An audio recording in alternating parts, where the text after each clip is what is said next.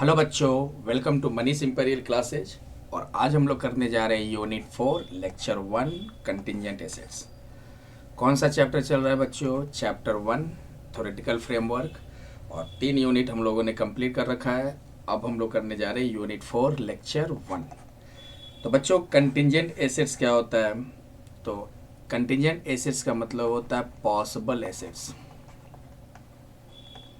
Contingent assets का मतलब हो गया पॉसिबल एसेट या पोटेंशियल एसेट,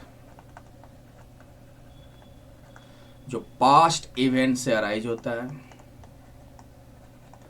और डिपेंड करता है अनसर्टेन फ्यूचर अक्रेंस पे, और जो बिजनेस के कंट्रोल में नहीं होता है। तो क्या बोले बच्चों? Contingent assets. कंटिंजेंट एसेट्स का मतलब पॉसिबल एसेट्स जो पास्ट इवेंट से अराइज होता है और डिपेंड करता है अनसर्टेन फ्यूचर अक्रेंस पे, और जो बिजनेस के कंट्रोल में नहीं होता है। जो बिजनेस के कंट्रोल में नहीं होता है, इसको हम लोग एग्जाम्पल से समझते हैं। जैसे मान लो ये एप्पल कंपनी है, और ये मान लो ले लो कोई एक्स कंपनी। एक्स कंपनी ने क्या किया? एप्पल कंपनी का प्रोडक्ट को अपने नाम से सेल कर रहा है। ठीक है, तो ये बात एप्पल कंपनी को पता चलेगा, तो एप्पल कंपनी इस पे क्या किया? सूट फाइल कर दिया।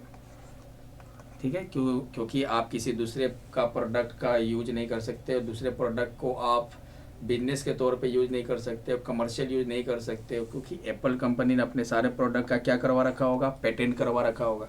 तो बिना एप्पल के परमिशन का आप उसके प्रोडक्ट को अपना प्रोडक्ट बनाकर अपना लोगो लगाकर आप सेल नहीं कर सकते हो।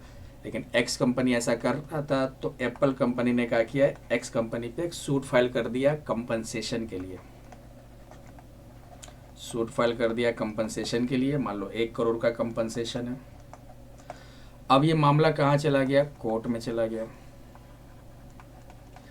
अब ये कोर्ट के जजमेंट के ऊपर है कि एप्पल कंपनी को कंपनसेशन मिलेगा या नहीं मिलेगा।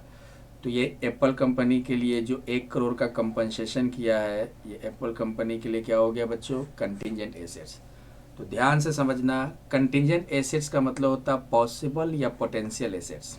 पॉसिबल या पोटेंशियल है, इसका मतलब एप्पल कंपनी ने एक्स कंपनी पे कंपनसेशन का सूट फाइल किया है, कंपनसेशन का क्लेम किया है।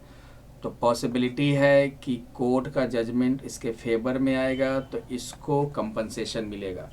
मतलब कि एप्पल कंपनी को लग रहा है कि फ्यूचर में इसको इकोनॉमिक बेनिफिट मिलने वाला है। पॉसिबिलिटी है कि फ्यूचर में इसको इकोनॉमिक बेनिफिट मिलेगा। लेकिन ये अराइज कहाँ से हुआ है? Past event. मतलब कि एक्स कंपनी जो है, इसने पास्ट में एप्पल कंपनी के प्रोडक्ट का कॉपी कर कर सेल किया, जो कि इलीगल प्रोसेस है। तो ये इवेंट हुआ है पास्ट इवेंट से, और डिपेंड करता अनसर्टेन फ्यूचर एक्रेंस पे। मतलब किस पे डिपेंड कर रहा है? कोर्ट के जजमेंट पे। और कोर्ट का जजमेंट या तो एप्पल कंपनी के फेवर में आ सकता है या अनफेवर में। अब आप किसी पे कंपनसेशन का सूट फाइल कर दोगे तो श्योर थोड़ी हो जाता है कि पूरा कंपनसेशन मिल जाएगा। आपको कोर्ट में प्रूफ करना होगा। अगर एप्पल कंपनी प्रूफ नहीं कर पाता है तो कंपनसेशन नहीं मिलेगा, और अगर प्रूफ कर पाता है तो कंपनसेशन मिलेगा। तो ये अनसर्टेन है, मतलब कि कोर्ट का जजमेंट कंपनी के फेवर में भी आ सकता है और कंपनी के फेवर में नहीं भी आ सकता है। और ये बिजनेस के कंट्रोल में नहीं है, ये एप्पल कंपनी के कंट्रोल में नहीं है, क्योंकि सारा चीज़ किस पे है? कोर्ट के जजमेंट पे है। तो यही है बच्चों कंटिंजेंट एसेट्स। कंटिंजेंट एसेट्स क्या होता है? एक पॉसिबल एसेट जो पास्ट इवेंट से अराइज होता है। पास्ट इवेंट का मतलब एक्स कंपनी ने पास्ट में एप्पल कंपनी का प्रोडक्ट का कॉपी करके अपना लोगो लगा के सेल किया, तो ये पास्ट इवेंट है। बट डिपेंड होता अनसर्टेन फ्यूचर एक अक्रेंस पे। मतलब एप्पल कंपनी जब इस पे सूट फाइल किया तो मामला कोर्ट में गया, और एप्पल कंपनी को फ्यूचर में इकोनॉमिक बेनिफिट हो सकता है। ये किस पे डिपेंड है? कोर्ट के जजमेंट पे। और कोर्ट का जजमेंट क्या है? अनसर्टेन है। मतलब ये एप्पल कंपनी के फेवर में भी आ सकता है और अगेंस्ट भी आ सकता है, और ये पूरा एप्पल कंपनी के कंट्रोल में नहीं है सारा चीज़। तो इस तरह के एसेट्स को कहते हैं कंटिंजेंट एसेट्स। एसेट्स क्यों कर रहे हैं? क्योंकि फ्यूचर में इकोनॉमिक बेनिफिट का फ्लो होने वाला है। अगर हम किसी पे कंपनसेशन का सूट फाइल करते हैं तो ये मानकर चलते हैं कि फ्यूचर में हमें कंपनसेशन मिल सकता है, यानी फ्यूचर में हमें इकोनॉमिक बेनिफिट का इनफ्लो होने वाला है या हो सकता है, ये आपका कौन सा हो गया, कंटिजेंट एसेट्स। इसलिए इसको कंटिजेंट एसेट्स कहते हैं बच्चों। तो कंटिजेंट एसेट्स क्या है? कंटिजेंट एसेट्स का मतलब एक पोटेंशियल या पॉसिबल एसेट्स जो पास्ट इवेंट से राइज होता है लेकिन डिपेंड करता है अनसर्टेन फ्यूचर अकरेंस, और ये बिजनेस के कंट्रोल में नहीं होता, ये पूरी तरह से आउट ऑफ बिजनेस कंट्रोल है। ये किस पे डिपेंड है? कोर्ट के जजमेंट पे। और कोर्ट का जजमेंट एप्पल कंपनी के फेवर में भी आ सकता है और एप्पल कंपनी के अगेंस्ट भी आ सकता है, क्योंकि यहाँ पे किसी को कंपनसेशन का सूट फाइल कर दो तो इसका मतलब थोड़ी नहीं कोई 1 करोड़ मिल जाएगा। एप्पल कंपनी को कोर्ट में प्रूफ करने होंगे कि उस एक्स कंपनी ने मेरा प्रोडक्ट का कॉपी करके अपना लोगो लगाकर अपना नाम देकर उसको बेचा है। तो ओवरऑल ये पॉसिबल एसेट है, इसलिए इसको क्या कह रहे हैं, कंटिजेंट एसेट। तो कंटिजेंट एसेट्स का सिंपल सा मतलब एक पॉसिबल एसेट्स जो पास्ट इवेंट से राइज होता है लेकिन डिपेंड करता है अनसर्टेन फ्यूचर इवेंट या अनसर्टेन फ्यूचर अकरेंस पे, और ये बिजनेस के कंट्रोल के बाहर होता है, आउट ऑफ बिजनेस कंट्रोल होता है। ठीक है बच्चों, जैसे एप्पल कंपनी का कोई प्रोडक्ट को एक्स कंपनी ने अपने नाम देकर उसको सेल कर रहा है, मतलब इलीगल प्रोसेस है। तब एप्पल कंपनी ने एक्स कंपनी पे सूट फाइल किया और मामला कोर्ट में गया। कि सूट फाइल क्यों किया? कंपनसेशन के लिए, 1 करोड़ का कंपनसेशन का सूट फाइल किया। अब कोर्ट के ऊपर डिपेंड करता है कि कोर्ट जजमेंट एप्पल कंपनी के फेवर में दे रहा है या एप्पल कंपनी के अगेंस्ट दे रहा है। तो ये सब चीज़ें आपका क्या है, कंटिजेंट एसेट्स में आ जाएगा बच्चों। तो कंटिजेंट एसेट्स का सिंपली बोलना चाहो पॉसिबल एसेट जो पास्ट इवेंट से राइज होता है और डिपेंड करता है अनसर्टेन फ्यूचर अकरेंस पे और बिजनेस के कंट्रोल में नहीं होता है। ओके, अब इसको कैसे फाइनेंशियल स्टेटमेंट में दिखाते हैं बच्चों? तो नॉट रिकॉग्नाइज इनिशियली, यानी कंटिजेंट एसेट्स को आप स्टार्टिंग में फाइनेंशियल स्टेटमेंट में रिकॉर्ड नहीं करोगे, क्योंकि अनसर्टेन नेचर का मतलब कोर्ट के जजमेंट पे डिपेंड है। अगर कोर्ट जजमेंट हमारे फेवर में देगा तो कंपनसेशन मिलेगा, अगर कोर्ट का जजमेंट हमारे फेवर में नहीं आया तो कंपनसेशन नहीं मिलेगा। इसलिए इनिशियली कंटिजेंट एसेट्स को रिकॉग्नाइज या कंटिजेंट एसेट्स को फाइनेंशियल स्टेटमेंट में रिकॉर्ड नहीं करते हैं, क्योंकि पॉसिबिलिटी ऑफ इनकम डैट में नेवर भी रियलाइज, हो सकता है कि इकोनॉमिक बेनिफिट जो हमको लग रहा है ये मिले ही नहीं। और कंटिजेंट एसेट्स को हम इनिशियली डिस्क्लोज नहीं करते हैं। कब डिस्क्लोज करेंगे? जब वो वर्चुअल सर्टेन हो, यानी कंटिजेंट एसेट्स को फाइनेंशियल स्टेटमेंट में डिस्क्लोज कब करते हैं? फाइनेंशियल स्टेटमेंट में कब दिखाएंगे? जब वो वर्चुअल सर्टेन हो। वर्चुअल सर्टेन का मतलब अब निश्चित हो गया कि इतना अमाउंट आपका इकोनॉमिक बेनिफिट होगा या इनफ्लो ऑफ इकोनॉमिक बेनिफिट अब होगा, ये वर्चुअल सर्टेन है, ये निश्चित हो गया। तब हम उसको फाइनेंशियल स्टेटमेंट में डिस्क्लोज करके दिखाएंगे, फाइनेंशियल स्टेटमेंट में दिखाएंगे। ठीक है बच्चों, लेकिन जब तक वो प्रोबेबल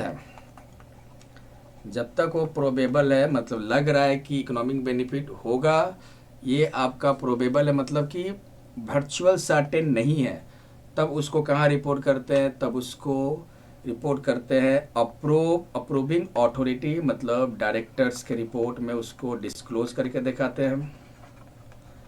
अप्रूविंग अथॉरिटी का मतलब हो गया डायरेक्टर्स बोर्ड ऑफ डायरेक्टर्स होते हैं, तो डायरेक्टर्स के रिपोर्ट में डिस्क्लोज कर देते हैं। डायरेक्टर्स के रिपोर्ट में कब डिस्क्लोज करेंगे? जब inflow of economic benefit is probable.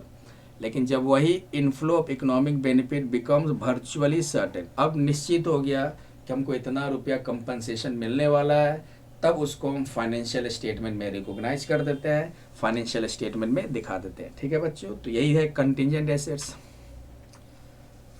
अब चलो question time. Contingent assets usually arises, फिर से बोल रहे हैं बच्चों, जब तक कंटिजेंट एसेट्स वर्चुअली सर्टेन ना हो, यानी कि inflow of economic benefit virtually certain ना हो, तब तक उसको हम कहाँ रिपोर्ट डिस्क्लोज करेंगे? डायरेक्टर्स रिपोर्ट या अप्रूविंग अथॉरिटी में। और जब वो वर्चुअल सर्टेन हो, यानी कि inflow of economic benefit become virtually certain, तब उसको हम फाइनेंशियल स्टेटमेंट में रिकॉग्नाइज कर देते हैं, फाइनेंशियल स्टेटमेंट में दिखा देते हैं। ओके, तो अब हम लोग क्वेश्चन करेंगे। चलो इसको वीडियो पॉज करके बनाओ। Contingent assets usually arises from unplanned और unexpected events that give rise to. देखो कंटिजेंट एसेट जनरली क्या अनप्लान्ड है। अब कोई किसी पे हम कंपनसेशन का सूट फाइल करना पहले से सोच कर थोड़ी रखे हैं। अनएक्सपेक्टेड इवेंट है, ये हमको पता भी नहीं था कि कोई मेरा कॉपी भी कर सकता है, ठीक है। ये सब अनएक्सपेक्टेड इवेंट या अनप्लान्ड इवेंट से आपका कंटिजेंट एसेट्स अराइज होता है कि हम किसी पे कंपनसेशन किए, अब हमको कोर्ट से फैसला आएगा तब हमको कंपनसेशन मिलेगा, ये सब अनएक्सपेक्टेड है। तो जनरली कंटिजेंट एसेट्स अराइज होता है अनप्लान्ड या अनएक्सपेक्टेड इवेंट से। तो ये तीनों ऑप्शन में कौन सा होगा बच्चों? The possibility of an inflow of economic benefits to the business entity. Possibility है कि आपको इकोनॉमिक बेनिफिट का इनफ्लो होने वाला है, चांसेज है, प्रोबेबल है कि इकोनॉमिक बेनिफिट का इनफ्लो होने वाला है। तो यही आपका कंटिजेंट एसेट्स है बच्चों, ठीक है। The possibility of an outflow of economic benefit, ये कंटिजेंट लायबिलिटीज हो गया। लेकिन हमारा यहाँ पे क्वेश्चन क्या है? Contingent assets. तो contingent assets usually arises from unplanned और unexpected events that give rise to, क्या होगा? द पॉसिबिलिटी और probable of an inflow of economic benefits to the business entity. Answer हो गया A. Next, if an inflow of economic benefits is probable, mind the word students, if an inflow of economic benefits is probable, then a contingent asset is disclosed. जब inflow of economic benefit आपका probable हो, जब inflow of economic benefit probable है तो कहाँ इसको दिखाते हैं? डायरेक्टर्स रिपोर्ट में।